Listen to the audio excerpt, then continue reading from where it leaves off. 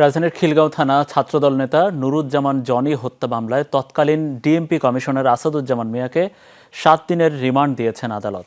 একই হত্যা মামলায় পুলিশের সাবেক মহাপরিদর্শক চৌধুরী আবদুল্লাহ আল মামুন, জাসদ সভাপতি হাসানুল হক ইনু, বাংলাদেশের ওয়ার্কার্স পার্টির সভাপতি রাশেদ খান মেনন, সাবেক আইসিটি প্রতিমন্ত্রী জুনায়েদ আহমেদ পলককেও রিমান্ড শেষে কারাগারে পাঠানো হয়েছে। আর পুলিশ ভ্যানে ছাত্র জনতাকে পুড়িয়ে হত্যা মামলায় অতিরিক্ত পুলিশ সুপার আবদুল্লাহিল কাফিকে 4 দিনের রিমান্ড দিয়েছেন আদালত। শ্রীলঙ্কা আবারও রপ্তানিতে শীর্ষে। বুধবার রাতে রাজধানীর মহাখালী থেকে গ্রেফতার করা হয় ঢাকা মহানগর পুলিশের সাবেক কমিশনার আসাদুজ্জামান মিয়াকে। এরপর খিলগাঁও থানা ছাত্রদল নেতা নুরুজ্জামান জনি হত্যা মামলায় এজাহার নামীয় 12 নম্বর আসামি আসাদুজ্জামান মিয়াকে ডিবি কার্যালয়ে রাখা হয়।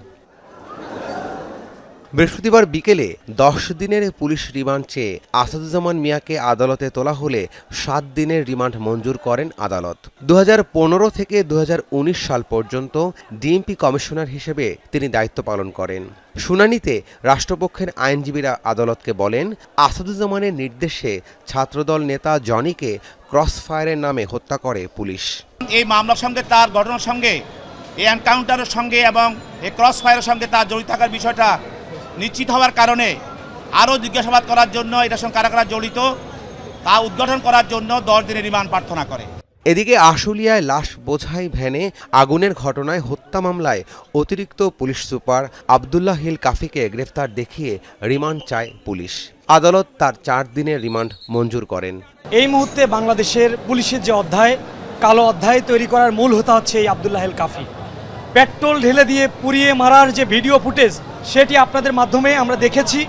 সার্বিক বিষয় বিবেচনা নিয়ে বিজ্ঞ আদালত সন্তুষ্ট হয়ে এই আসামির বিরুদ্ধে 4 দিনের রিমান্ড মঞ্জুর করেন। একই সমস্ত ঘটনা উল্লেখ করে শুধু এফআইআরের নাম আর ভিকটিম বদলে তাদেরকে রিমান্ড চাওয়া যেতে পারে না এবং তাদেরকে জেল হাজতে আটকেও রাখা যায় না। এদিন রিমান্ড শেষে আদালতে তোলা হয় সাবেক আইজিপি চৌধুরী আবদুল্লাহ আল মামুন, সাবেক মন্ত্রী রাশেদ খান মেনন, হাসানুল হক ইনু ও জুনায়েদ আহমেদ পলককে। জামিন না দিয়ে তাদের কারাগারে পাঠানো হয়।